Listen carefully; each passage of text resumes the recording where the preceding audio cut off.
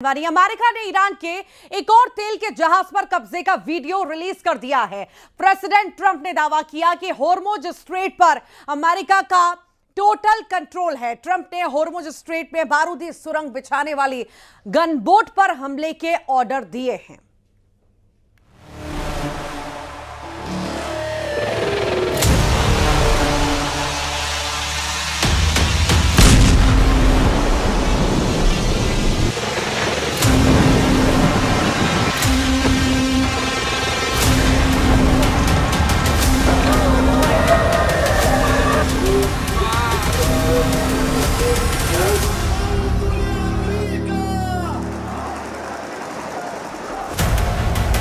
आठ 8,000 बैलिस्टिक मिसाइलों से दहलाएगा ईरान। पिंक शाहिद ड्रोन के धमाकों से जलेंगे खाड़ी देश।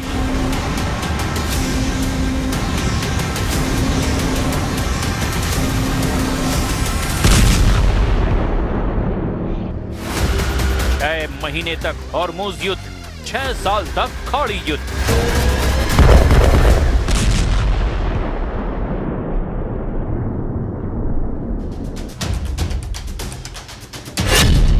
ईरान ने अमेरिका और इजराइल से अब फुल एंड फाइनल का ऐलान कर दिया है। मतलब ये कि सीज फायर खत्म है, युद्ध ऑन है।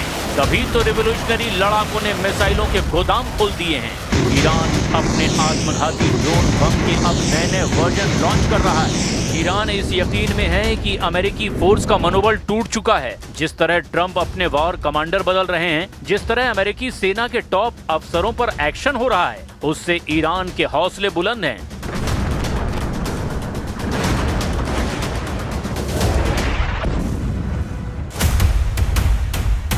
ईरान से युद्ध भड़कने के बाद ट्रंप अब तक 34 सैन्य अफसरों का इस्तीफा ले चुके हैं। पिछले 25 दिनों में ट्रंप ने अमेरिकी सेना के 4 टॉप सैन्य अफसरों को बर्खास्त कर दिया है। ट्रंप फिलहाल नेवल सेक्रेटरी जॉन फेलन पर सबसे ज्यादा फायर हैं। फेलन से ट्रंप ने तत्काल इस्तीफा ले लिया है, जबकि जॉन फेलन ट्रंप के सबसे भरोसेमंद नेवल कमांडर कहे जाते हैं। न्यूज आउटलेट एक्सियोस के मुताबिक जॉन फेलन अक्सर ट्रंप के निजी रिसोर्ट मार-ए-लागो में देखे जाते रहे हैं।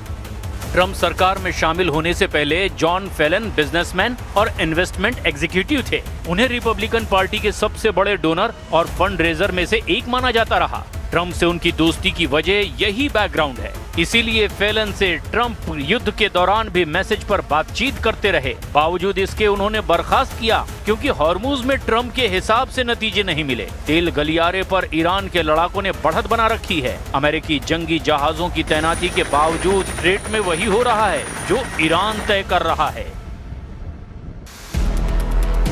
होर्मुज में ईरान की गनबोट दौड़ रही है। होर्मुज में ईरान ने टोल वसूलना शुरू कर दिया है। होर्मुज से बारूदी सुरंग हटाने में लगेंगे अभी और 6 महीने। होर्मुज पर ट्रंप के सभी दावों की हवा खराब है। और ट्रंप ने भले ही होर्मुज में बारूदी सुरंग बिछाने वाले जहाजों को उड़ाने का ऑर्डर दे दिया हो, लेकिन जब तक ईरान के समुद्री माइंस को पूरी तरह से हटाया नहीं जाएगा, तब तक खतरा पूरा है। और एक दावे के मुताबिक इन बारूदी सुरंगों को हटाने में 6 महीने का वक्त लग सकता है। यानी तब तक अमेरिका की मुश्किल आसान नहीं होने वाली है। ये ईरान का रिलीज किया गया वीडियो है। होर्मुज स्ट्रेट में दुश्मन के जहाज पर हमला है। ईरान के नकाबपोश लड़ाके तेल के जहाज पर धावा बोलकर उसे कब्जे में ले रहे हैं और ट्रंप को ये बता रहे हैं कि वॉर जोन में ईरान सुपर पावर है। ईरान ही नहीं, पेंटागन ने भी ये मान लिया कि होर्मुज में ईरान को हरा पाना बहुत मुश्किल है, क्योंकि ईरान की बिछाई बारूदी सुरंगों को जब तक हटाया नहीं जाता, होर्मुज में वो घुस भी नहीं पाएंगे। ऐसा किया तो भस्म हो जाएंगे। वॉशिंगटन पोस्ट की रिपोर्ट के मुताबिक पेंटागन ने अमेरिकी संसद को ये जानकारी दी कि होर्मुज से सभी बारूदी सुरंगों को पूरी तरह से हटाने में 6 महीने से ज्यादा का वक्त लग सकता है। अमेरिकी कांग्रेस को दी गुप्त ब्रीफिंग में होर्मुज में 20 बारूदी सुरंग लाइन होने का भी अनुमान लगाया गया। ईरान ने इन बारूदी सुरंगों को जीपीएस सिस्टम से लैस कर रखा है, जिससे उनकी लोकेशन बदलने पर फौरन अलर्ट मिल जाता है। लेकिन पेंटागन ने वॉशिंगटन पोस्ट की रिपोर्ट को नकारते हुए दावा किया कि वो एक झटके में हॉर्मुज को क्लियर कर सकते हैं। पेंटागन प्रवक्ता शॉन पार्नेल ने धमकी दी कि हॉर्मुज को 6 महीने बंद रखा गया तो ईरान तबाह हो जाएगा। इसका जवाब ईरान के राष्ट्रीय सुरक्षा और विदेश समिति के चीफ ने दिया है। इब्राहिम अजीजी ने कहा कि सीज फायर बढ़ाने की कोई मांग ईरान की तरफ से की ही नहीं गई। ट्रंप ने हार टालने के लिए समझौते को आगे बढ़ाया है। ما تقاضای آتش بس نداشتیم. ما هیچ وقت دنبال آتش بس نبودیم. اتفاقاً بسیاری از مردم ما در این ایام بعد از جنگ 40 روزه از آتش بس گلایه‌مند بودند. اعلام می‌کردند که ما این دشمن شکست خورده رو باید تعقیب کنیم. باید مورد برخورد جدی‌تر قرار بدیم. به هر شکل این آتش بس برقرار شد. به یک دلیل هم شاید این که ما به سری اصول اخلاقی جنگ هم میخوایم خودمون رو پایبند کنیم. असल में युद्ध में ईरान को हुए नुकसान का जितना अनुमान अमेरिका इजराइल ने लगाया है, हकीकत उससे बिल्कुल अलग है। अमेरिकी सेंट्रल कमांड के मुताबिक अमेरिका ने ईरान के अंदर 13,000 से ज्यादा ठिकानों पर हमले किए। वहीं इजराइल ने 4,000 से ज्यादा सैन्य ठिकानों पर हमले किए। अमेरिका इजराइल ये मान चुके हैं कि उनके हमलों में ईरान की 60% मिसाइलें बर्बाद हो गई हैं। और इतना ही नहीं, ईरान के 80% मिसाइल लॉन्चर तबाह करने की गलत फहमी भी अमेरिका और इजराइल ने पाल रखी है। लेकिन अब इजराइल डिफेंस फोर्स ने दावा किया कि युद्ध में ईरान के मिसाइल प्रोग्राम को कुछ खास नुकसान नहीं पहुंचा है, क्योंकि ईरान के ज्यादातर हथियार गोदाम अंडरग्राउंड हैं, जहां रखी बैलिस्टिक मिसाइलों में ज्यादातर सुरक्षित हैं। इजराइल ने युद्ध के वक्त ये आरोप लगाए कि ईरान 8,000 बैलिस्टिक मिसाइलें बनाने में जुटा हुआ है। ईरान के राष्ट्रीय सिक्योरिटी और विदेश समिति के चीफ ने माना कि फिलहाल ईरान का पूरा जोर हथियारों के गोदाम भरने में लगा हुआ है। برای ایجاد آمادگی برای بازسازی به عبارت نیروهای مسلح ما فرصتی است برای خشاب گذاری. ما این فرصت رو पूर्वोदय की इसकी भी गति तीव्रता के साथ बढ़ेगी। मित्रों, एक बंगाल की मुख्यमंत्री जी अफवाह फैला रही हैं कि बंगाल में अगर भाजपा का शासन आया तो बाहरी लोग शासन करेंगे। मैं दीदी को बताना चाहता हूं, दीदी बंगाल का अगला मुख्यमंत्री बंगाल में ही जन्म लेने वाला, बंगाली मीडियम में पढ़ा लिखा और बंगाली बोलने वाला होगा। इतना ही है कि आपका भतीजा नहीं होगा, वो भारतीय जनता पार्टी का कार्यकर्ता होगा। अगली सरकार बंगाल के ही भारतीय जनता पार्टी के कार्यकर्ता ने बनानी है। भाइयों बहनों, भारतीय जनता पार्टी की सरकार बंगाल में बनने के बहुत बड़े मायने, हमारी सबसे पहली प्रायोरिटी होगी कि बंगाल की महिलाओं को हम सुरक्षा प्रदान करें, उनको भय से मुक्त करें। जिस राज्य की महिला मुख्यमंत्री ये कहती हो कि 7 बजे के बाद महिलाओं को घर से निकलने की जरूरत क्या है, मैं मानता हूं उनको शासन करने का कोई अधिकार नहीं।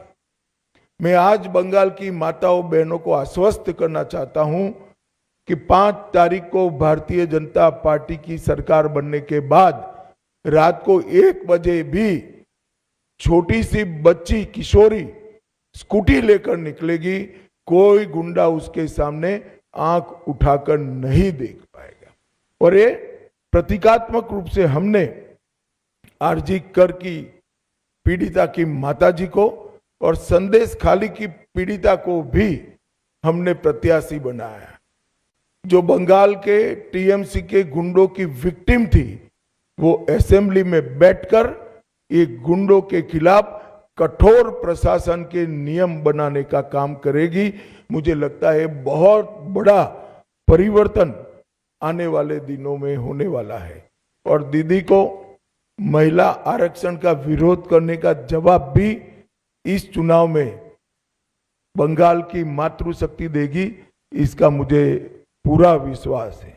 मित्रों, आज मैं बाकी सारे जो क्षेत्र बचे हैं उन लोगों को भी कहना चाहता हूं कि भारतीय जनता पार्टी की सरकार बनने के बाद व्यापारियों से कोई भतीजा टैक्स, भाईपो टैक्स नहीं लिया जाएगा। सिंडिकेट को हम समाप्त कर देंगे। जो प्रशासन का राजनीतिकरण हुआ है और राजनीति का क्रिमिनलाइजेशन हुआ है, वो एक प्रकार से नासूर बना हुआ है, उसको भी हम बंगाल की जनता को ये नासूर से मुक्त कराएंगे।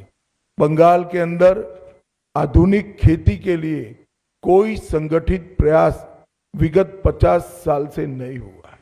मां गंगा की कृपा जो कांप को ढोकर लाती है और पानी की उपलब्धता है, इसी के आधार पर यहाँ का किसान खेती करता है।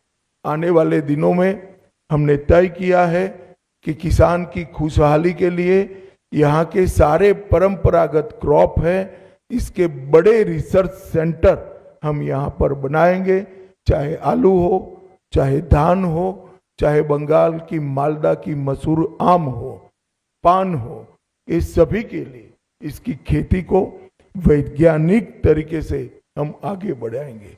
और एक भ्रष्टाचार प्रस्तापित इंस्टीट्यूशनलाइज करने का काम ममता बनर्जी ने किया है। 32 से ज्यादा घोटालों के माध्यम से 10,000 करोड़ से ज्यादा रुपयों का भ्रष्टाचार बंगाल में हुआ है। 10,000 करोड़ के रुपए। हमारी सरकार भ्रष्टाचार मुक्त पारदर्शी शासन तो देगी ही देगी, मगर जिन्होंने भ्रष्टाचार किया है इनके खिलाफ एक श्वेत व्हाइट पेपर जारी कर सारे भ्रष्टाचार के आरोपों की सुप्रीम कोर्ट के रिटायर्ड जज से जांच कराकर। और इधर लेबनान में इजराइल ने भयानक हमलों से हिजबुल्लाह के कई सैन्य अड्डों को बर्बाद करने का दावा किया। इजराइल की सेना ईरान के मिसाइलों पर मिले नए अलर्ट से भड़क गई है।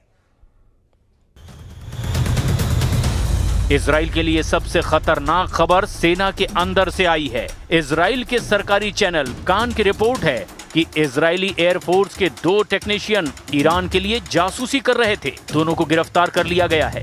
उन पर आरोप है कि जंगी जेट F-15 की जानकारी ईरान को लीक की गई है और ये दोनों इजराइल के तेल नौफ एयर बेस पर तैनात थे, जहां से लीक की गई उनकी जानकारी की मदद से ही ईरान ने ट्रंप के जंगी जेट को मार गिराया।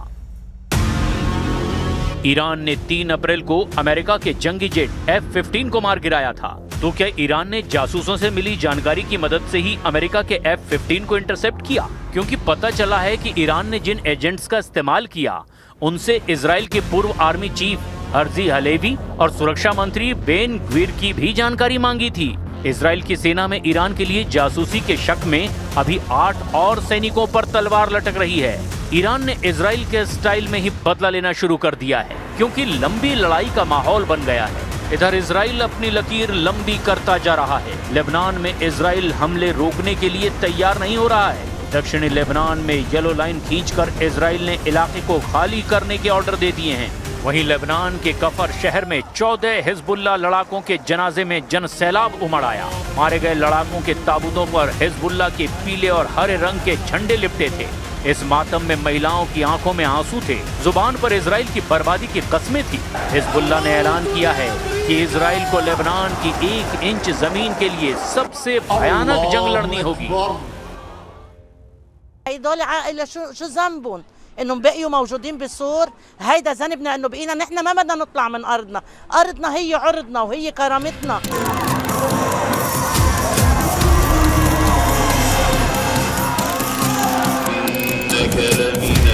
हिजबुल्लाह चीफ ने धमकी दी है कि इजराइल से कोई समझौता नहीं होगा। मतलब सारे फ्रंट एक्टिव हैं, वो ईरान हो, लेबनान हो, गाजा हो या फिर खाड़ी का कोई भी देश। ये भी साफ है कि इस बार ईरान के ताप से बचना दुश्मनों के लिए नामुमकिन है।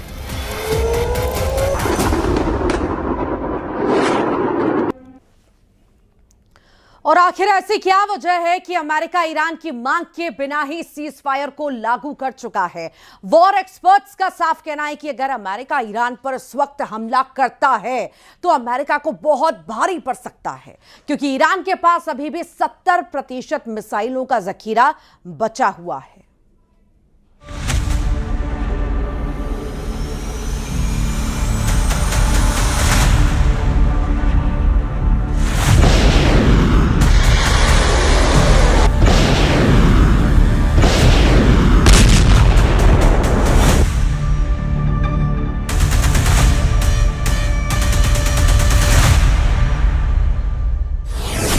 नासुर बन गई नाकाबंदी, हॉर्मुज में फंस गए ट्रंप। ईरान युद्ध अब उस दौर में पहुंच चुका है जहां या तो ईरान की बुरी तरह से तबाही होगी या फिर ईरान हॉर्मुज के समुद्री इलाके को अमेरिकी सेना के लिए जहन्नुम बना देगा। सबसे बड़ी और खतरनाक बात तो यह है कि इस वक्त ईरान में सत्ता की चाबी जिन लोगों के हाथ में है वो अमेरिका और इजराइल से दो दो हाथ करने के लिए अब पूरी तरह से तैयार हैं। ईरान की सैन्य ताकत और मिसाइलों को लेकर जो रिपोर्ट सामने आ रही है वो बहुत ज्यादा हैरान करने वाली है। ईरान के पास अभी भी 70% मिसाइलें मौजूद है, जो अमेरिका और इजरायली अड्डों के लिए बहुत बड़ा खतरा है। खबर तो ये भी है कि ईरान ने हॉर्मुज में पूरी ताकत से टैक्स वसूलना शुरू कर दिया है और अमेरिका की नाकेबंदी कुछ भी नहीं कर पाई। ईरानी स्पीड गन बोट्स ने तो कई जहाजों को पकड़ा है। खबर तो यहां तक है कि पाकिस्तान की तमाम कोशिशों के बावजूद ईरान अमेरिका से बातचीत के लिए अभी तक तैयार नहीं है। ईरानी मीडिया का तो यहां तक दावा है कि पाकिस्तान ने अब चीन से मदद मांगी है ताकि ईरान और अमेरिका के बीच बातचीत हो सके। पाकिस्तान ईरान अमेरिका वार्ता को लेकर 6 सूत्री फॉर्मूला बनाने की कोशिश में जुटा है, लेकिन इधर पेंटागन के अधिकारियों का दावा है कि ईरान पर बहुत बड़े हमले की तैयारी अंतिम दौर में है। यानी सीज फायर नहीं बल्कि सीरियल अटैक को लेकर एक बड़ी तैयारी हो चुकी है। और यही वजह है कि ईरान की नई लीडरशिप अमेरिका और इजराइल पर बेहद सख्त हमले का प्लान बना रही है। इस प्लान को लेकर ईरान के मेजर जनरल अहमद वाहिदी और ईरानी संसद के स्पीकर मोहम्मद बाकर कालिबाफ ने तो दो टूक कह दिया है कि पश्चिम एशिया में मौजूद अमेरिका के सभी अड्डों पर भीषण हमले होंगे और इसे कोई रोक नहीं पाएगा।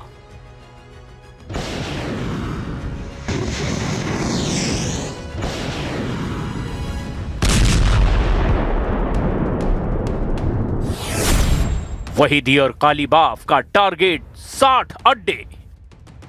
ईरान की लीडरशिप के दो टॉप चेहरों को ध्यान से देख लीजिए। एक है मेजर जनरल अहमद वहीदी और दूसरे हैं मोहम्मद बाकर कालिबाफ। दोनों ही इस वक्त अमेरिका की आंखों की बड़ी किरकिरी बने हुए हैं। दावा यह किया जा रहा है कि दोनों नेता ईरान के हार्डकोर नेता हैं जो अमेरिका और इजराइल के सामने जरा भी झुकने को तैयार नहीं हैं। आप दोनों नेताओं के बारे में भी थोड़ा जान लीजिए कि कैसे दोनों नेता इस वक्त अमेरिका के लिए सबसे बड़ा चैलेंज बने हुए हैं। मौजूदा जंगी माहौल में मेजर जनरल अहमद वाहिदी और मोहम्मद बाकर कालिबाफ ईरान की सत्ता के दो सबसे मजबूत स्तंभ बनकर उभरे हैं। जहां वाहिदी युद्ध के मैदान को संभाल रहे हैं तो वहीं कालिबाफ कूटनीतिक और रणनीतिक मोर्चे पर पूरी तरह से जिम्मेदारी संभाल रहे हैं।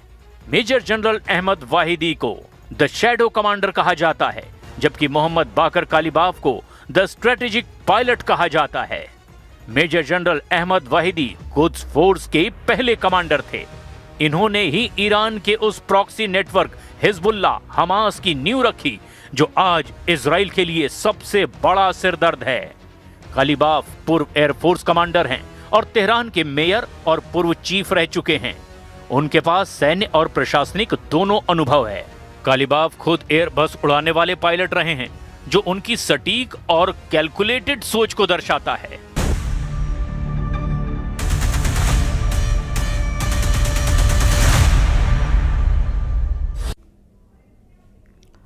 और सीज फायर के बीच अमेरिकी राष्ट्रपति डोनाल्ड ट्रंप फंसते नजर आ रहे हैं, क्योंकि ईरान के दो लीडर्स ने ट्रंप और उनकी टीम को इस तरह से फंसा दिया है कि अगर अमेरिका ने हमला किया तो मानकर चलिए खाड़ी के कम से कम 5 देशों पर ईरान तूफानी हमलों से कोहराम मचा देगा।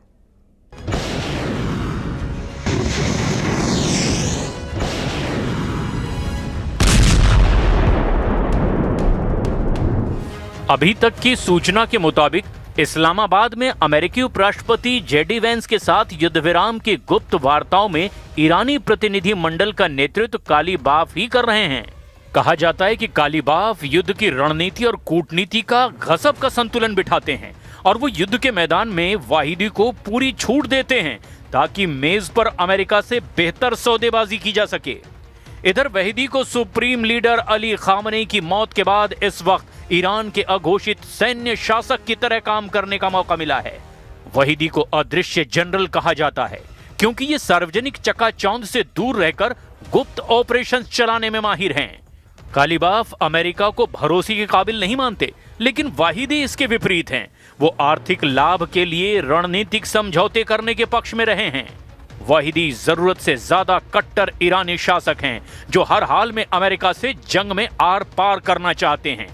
वाहिदी की रणनीति बिल्कुल सीधी लड़ाई की बजाय छापामार समुद्री युद्ध और मिसाइल हमलों पर केंद्रित है। हॉर्मुज में समुद्री सुरंगें बिछाना इन्हीं के दिमाग का खेल माना जाता है। वाहिदी अमेरिका को एक ढहता हुआ साम्राज्य मानते हैं। उनका मानना है कि बातचीत कमजोरी की निशानी है और केवल सैन्य दबाव ही अमेरिका को पीछे हटा सकता है।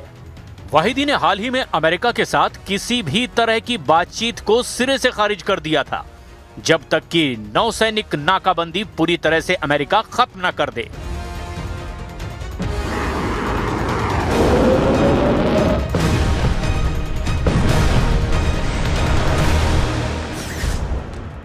कालीबाफ इजराइल को मध्य पूर्व के लिए एक कैंसर बताते हैं और सैन्य ताकत की बजाय कूटनीतिक रूप से इजराइल को अलग थलग करने की वकालत करते हैं। कालीबाफ बहुत व्यवस्थित हैं। वो भावनाओं की बजाय डेटा और लॉजिस्टिक्स पर काम करते हैं। उन्हें सिस्टम का आदमी कहा जाता है। ईरान के मध्य वर्ग और शहरी आबादी के बीच वो वाहिदी से ज्यादा लोकप्रिय हैं क्योंकि लोग उन्हें एक ऐसे नेता के रूप में देखते हैं जो अर्थव्यवस्था को संभाल सकता है। वाहिदी के साथ उनके वैचारिक मतभेद काफी बताए जाते हैं। वो ईरान को एक सामान्य राष्ट्र की तरह चलाने की कोशिश करते हैं, जबकि वाहिदी इसे एक क्रांतिकारी गढ़ बनाए रखना चाहते हैं। वहीं वाहिदी को पूर्व रक्षा मंत्री के रूप में ईरान के मिसाइल और ड्रोन प्रोग्राम को स्वदेशी रूप से विकसित करने का श्रेय भी दिया जाता है। गृह मंत्री रहने के कारण देश के खुफिया तंत्र और पुलिस बल पर इनकी जबरदस्त पकड़ है, जिससे कि ये किसी भी आंतरिक विद्रोह को दबाने में सक्षम हैं। कट्टरपंथियों और सेना के भीतर इनकी छवि एक अजेय योद्धा की है। हालांकि आम जनता के बीच ये अपने सख्त और दमनकारी रवैये के लिए डरावने भी माने जाते हैं। ईरान के पास मिसाइलों की काफी क्षमता अभी भी मौजूद है। संघर्ष विराम के समय उनके लगभग 100 ऐसे सिस्टम बरामद किए गए जिन्हें गुफाओं और बंकरों में छिपा कर रखा गया था, जिससे उनके चालू लॉन्चरों की संख्या बढ़कर युद्ध पूर्व स्तर के लगभग 60% तक पहुंच गई है।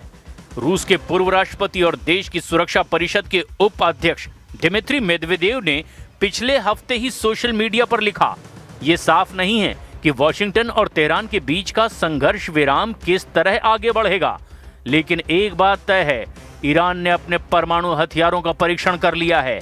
इसे हॉर्मुज स्ट्रेट कहा जाता है। इसकी क्षमता असीमित है। بدعهدی و نقض آتشبس اصرار ورزید. اینا همش گواه این هست که آمریکا ظاهراً در روند دیپلماتیک جدیتی نداره. कुल मिलाकर हालात ये हैं कि ईरान ने अब 2 रास्तों पर अमेरिका को फंसा दिया है। एक है हॉर्मुज का ट्रैप और दूसरा है पाकिस्तान में वार्ता का पेंच। दोनों ही जगह अगर अमेरिका ईरान की शर्तों को मानता है तो ये तय है कि अमेरिका का कद दुनिया में काफी कम हो जाएगा और ईरान खाड़ी में एक बहुत बड़ी ताकत बनकर उभर जाएगा।